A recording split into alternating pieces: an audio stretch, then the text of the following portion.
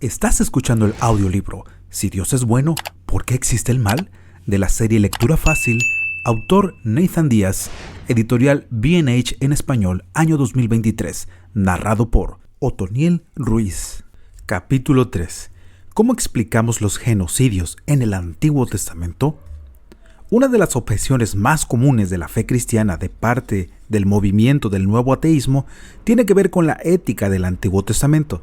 Richard Dawkins, en su libro El espejismo de Dios, resume este sentir así: el Dios del Antiguo Testamento es indiscutiblemente el personaje más desagradable de toda nuestra ficción, celoso y orgulloso de ello, injusto y controlador, enfermo, rencoroso, sediento de sangre étnica, misógino, homofóbico, racista, infanticida, genocida, filicida, pestilente, megalomaníaco, sadomasoquista, caprichoso, malevolente y abusador.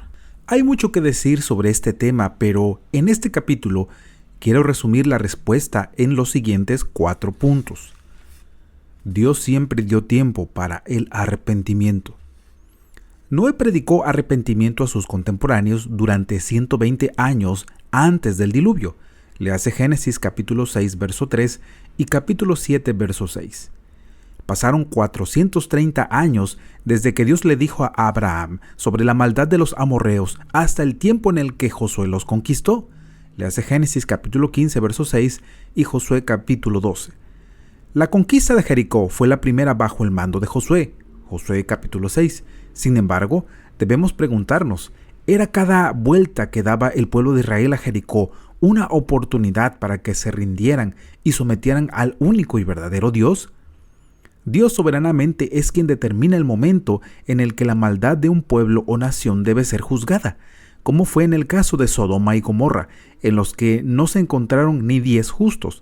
Léase capítulo 10, verso 32. Leemos sobre las oportunidades que muchos pueblos tuvieron de hacer acuerdos de paz con Israel. Léase Josué capítulo 11, verso 19. La única razón por la cual hoy el juicio de Dios no ha sido final sobre individuos y naciones inicuos que merecen el juicio de Dios es porque aún están guiándolos diariamente al arrepentimiento. Léase Romanos capítulo 2, verso 4. Israel nunca exterminó completamente otra nación. Una de las claves para entender el alcance de cada conquista de Israel tiene que ver con el lenguaje bélico del Medio Oriente de la época. Por lo regular, cada conquista se describía con el uso de una hipérbole. Por eso se habla de un exterminio total: hombres, mujeres, niños, animales. Es el equivalente de decir hoy, cuando un equipo de fútbol derrota a otro 7-0, los aniquilaron. La misma Biblia nos muestra que el lenguaje que usa no es tan absoluto como parece. Por ejemplo, aunque en Josué capítulo 10, verso 40 se afirma la destrucción de todo lo que tenía vida, como Dios se lo había mandado, estas naciones siguen siendo mencionadas más adelante. En Josué, léase capítulo 23, versos 7 y 12 al 13. En Jueces, léase capítulo 1, verso 21, 28 al 28, 2, 10, 13. Y nuevamente tenemos en 1 Samuel 15 la destrucción total de los amalecitas, aunque vuelven a aparecer en 1 Samuel capítulo 27, verso 8 y capítulo 30, verso 1. Entonces, ¿qué sucedió realmente? La respuesta que muchos eruditos como Paul Copan dan es que las ciudades que fueron conquistadas por Israel eran ciudades de liderazgo militar, religioso y político, no ciudades de poblaciones civiles en general. En la narrativa bíblica solo encontramos la destrucción total por fuego de 3 ciudades por el pueblo de Israel: Jericó, Jai y Hazor. Léase Josué capítulo 6, verso 24, capítulo 8, verso 28 y capítulo 11, verso 13. La evidencia histórica y arqueológica apunta hacia un desplazamiento gradual de la mayoría de las ciudades en donde la conquista representó no destrucción, sino dominio. Léase Deuteronomio capítulo 6, versos 10 al 11. La mayoría de las guerras de Israel fueron defensivas, aún durante el tiempo de Josué, considerando la violenta realidad de la supervivencia de las naciones en esa época. Las experiencias y conquistas de Israel no son tan violentas y excesivas como las de la mayoría de las naciones que los rodeaban. El juicio de Dios siempre es contra el pecado. Ningún juicio de Dios en la Biblia se basó en la etnicidad, sino siempre fue debido al pecado. En Deuteronomio capítulo 9, versos 4 al 6, leemos: No digas en tu corazón, cuando el Señor tu Dios los haya echado delante de ti, por mi justicia el Señor me ha hecho entrar para poseer esta tierra, sino que es a causa de la maldad de estas naciones que el Señor las expulsa delante de ti.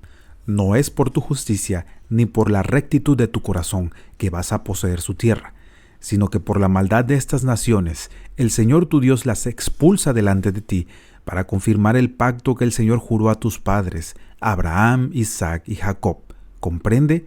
Pues, que no es por tu justicia que el Señor tu Dios te da esta buena tierra para poseerla, pues eres un pueblo de dura cerviz. Cualquiera que ha leído el Antiguo Testamento sabe que la gran mayoría está enfocado al juicio de Dios que hace contra su propio pueblo. Nadie puede acusar a Dios de xenofobia. Israel nunca tuvo ventaja o tolerancia de parte de Dios por su pecado, solo por ser el pueblo escogido. El enfoque del juicio de Dios siempre fue el pecado, y parte de la razón por la que muestra su juicio es para mostrarnos qué tan grave es el pecado. Nosotros tenemos la tendencia a minimizar la gravedad del pecado y a buscar maximizar los atributos de amor y misericordia, sin darnos cuenta de que sin el juicio y la ira de Dios, lo único que diluimos es la razón por la que el Evangelio es buenas noticias. La razón por la que una cura para el cáncer o el SIDA es tan anhelada es precisamente porque entendemos los efectos devastadores de estas enfermedades. Cuando tenemos oportunidad de ver una manera real lo grave de una situación, comenzamos a ver lo glorioso de la solución. Además, si nosotros tuviéramos la oportunidad de ser testigos del nivel de maldad de las naciones cananeas, tendríamos una perspectiva diferente sobre el juicio de Dios. Hay algo dentro de todo ser humano que se goza en ver que el mal sea castigado y que la verdadera justicia prevalezca. Naciones que practicaban el sacrificio de bebés a sus dioses, orgías de bestialismo, incesto y homosexualismo como ofrendas de adoración y violencia desmedida, son las que fueron juzgadas severamente por Dios, y su juicio fue perfecto.